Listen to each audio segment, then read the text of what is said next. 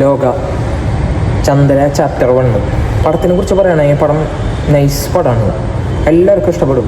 മലയാളത്തിലെ ആദ്യത്തെ super hero യൂണിവേഴ്സാണ്. Super hero എന്ന് പറയാൻ പറ്റില്ല, പക്ഷേ മലയാളത്തിലെ ആദ്യത്തെ യൂണിവേഴ്സ് പടമാണ് നമ്മുടെ ലോകാന്ന്. ഇപ്പോൾ എല്ലാവർക്കും അറിയുണ്ടാവും. ഫസ്റ്റ് ഓഫ് ഓൾ എന്നെ സംബന്ധിച്ചിടത്തോളം എൻ്റെ ഒപ്പീനിയനാണ് ഞാൻ നിങ്ങളുടെ അടുത്ത് പറയണത്. അതിപ്പോൾ എല്ലാവർക്കും ഇഷ്ടപ്പെട്ടൊന്നും വരില്ല, എൻ്റെ ഒപ്പീനിയനായിട്ട് മാത്രം എടുത്താൽ മതി. എന്നെ സംബന്ധിച്ചിടത്തോളം ഞാൻ കുറേ സൂപ്പർ ഹീറോ പടങ്ങൾ കണ്ടിട്ടുള്ളതാണ്. ഏറ്റവും നല്ല വലിയ സൂപ്പർ ഹീറോ, വലിയ ബഡ്ജറ്റ് സൂപ്പർ ഹീറോ കണ്ടിട്ടുള്ള ഒരു വ്യക്തിയാണ്.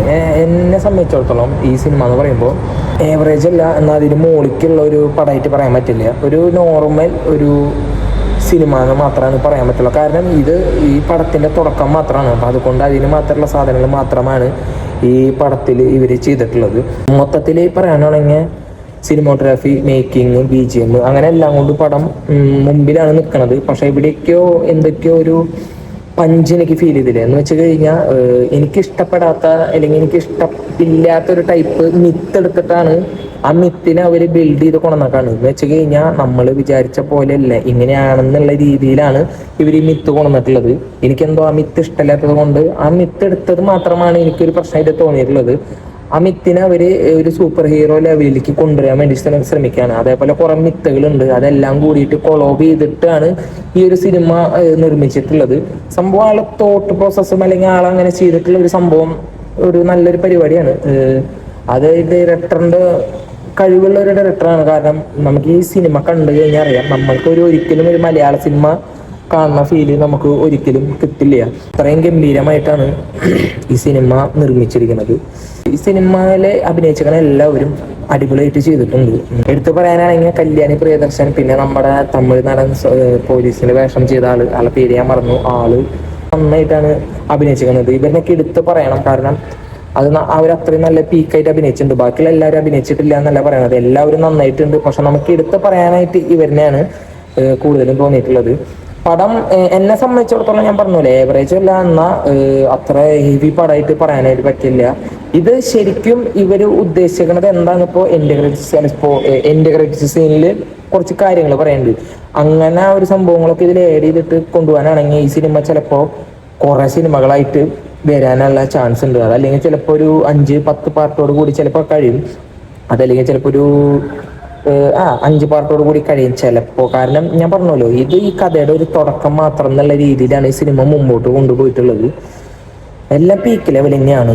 പക്ഷെ എനിക്കെന്തോ ഞാൻ പറഞ്ഞില്ലേ, എനിക്ക് കുറച്ചുകൂടി ഹെവി ആയിട്ട് വരും എന്ന് വിചാരിച്ചു. പക്ഷെ ഒരു പ്രതീക്ഷ ഇല്ലാണ്ടാണ് ഞാൻ പോയി കണ്ടത്. പക്ഷെ എന്തൊക്കെ ഞാൻ പറഞ്ഞില്ലേ, എവിടേക്കോ എന്തൊരു മിസ്റ്റേക്ക് എനിക്ക് എന്താ പറയാ, എനിക്കെന്തോ തൃപ്തിയായില്ല ഗൈസ് എന്ന് കരുതി എല്ലാവർക്കും അങ്ങനെ ആവുന്നല്ല പറയണത്.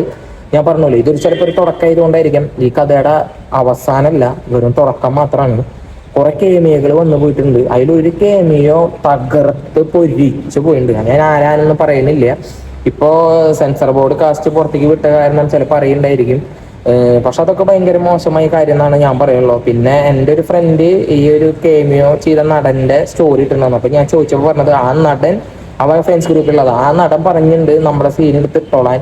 അപ്പൊ അത് കാരണം ഇട്ടേന്നാണ് പറഞ്ഞത്. സെൻസർ ബോർഡ് കാസ്റ്റ് പുറത്തേക്ക് വിട്ട കാരണം നമുക്ക് ഇടാമെന്ന് എന്നൊക്കെ പറഞ്ഞിട്ട് അങ്ങനെ ചെയ്തിട്ടുണ്ടായിരുന്നു.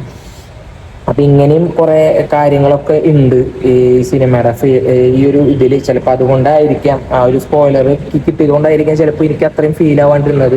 പക്ഷെ നമുക്ക് എല്ലാവർക്കും മനസ്സിലാക്കാം ഇതിൽ ഈ പേരുണ്ടാവും അല്ലെങ്കിൽ ഇതിൽ ഈ ആൾക്കാരുണ്ടാവും എന്ന്. നമുക്ക് ഇപ്പൊ കാണുമ്പോൾ ഒരു പുതിയതായിട്ട് തോന്നുന്നില്ല.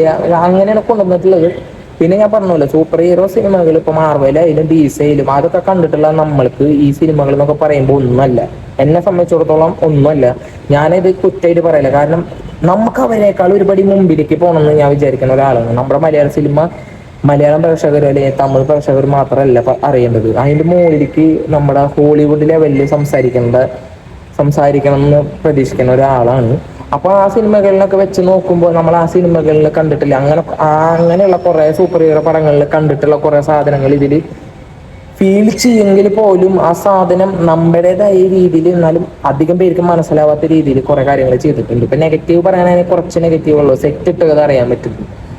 പിന്നെ അതേപോലെ തന്നെ VFX ചെറുതായിട്ട് കാണിക്കുന്നുണ്ടെങ്കിലും കുറെ VFX ഉണ്ടെങ്കിലും ചെറിയ VFX ചെറിയ ഇതൊക്കെ മൈന്യൂട്ടായിട്ട് ഇങ്ങനെ പോണതൊക്കെ ക്വാളിറ്റി കുറവ് എനിക്ക് ഫീൽ ചെയ്തു. എൻ്റെ മാത്രം ഒപ്പീനിയനാണ്. ബാക്കി കളർ ഗ്രേഡ് ആയാലും എഡിറ്റിംഗ് ആയാലും സിനിമോട്ടോഗ്രാഫി ആയാലും കാസ്റ്റിംഗ് ആയാലും സ്ക്രീൻ പ്ലേ ആയാലും എല്ലാം കൊണ്ട് പടം നൈസാണ്. ഇപ്പം ഇറങ്ങിയാൽ നൈസ് പടമാണ്. അപ്പോൾ എന്തായാലും നിങ്ങൾക്ക് കാശ് മുതലാവും, നിങ്ങൾ പോയി കാണാം, എന്നിട്ട് നിങ്ങളുടെ അഭിപ്രായം രേഖപ്പെടുത്താം. അപ്പോൾ ഇത്രയൊക്കെയാണ് പറയാനുള്ളത്. സെക്കൻഡ് പാർട്ട് ഇറങ്ങിയിട്ട് ഇനി നമുക്ക് നോക്കാം എങ്ങനെ ഉണ്ടാവും എന്നുള്ളത്. പക്ഷേ എൻ്റെ ഒരു നിഗമനത്തിൽ ഇതൊരു തുടക്കം മാത്രമാണെന്നാണ് ഞാൻ വിചാരിക്കുന്നത്. അപ്പോൾ ഇതിൻ്റെ പിന്നിൽ പ്രവർത്തിച്ച എല്ലാവർക്കും ഒരു ബിഗ് സല്യൂട്ട് കൊടുത്തിട്ട് ഞാൻ ഈ വീഡിയോ വൈൻഡപ്പ് ചെയ്യാണ്. മറ്റൊരു വീഡിയോ വരുന്നവരിക്കും എല്ലാവരും ബൈ.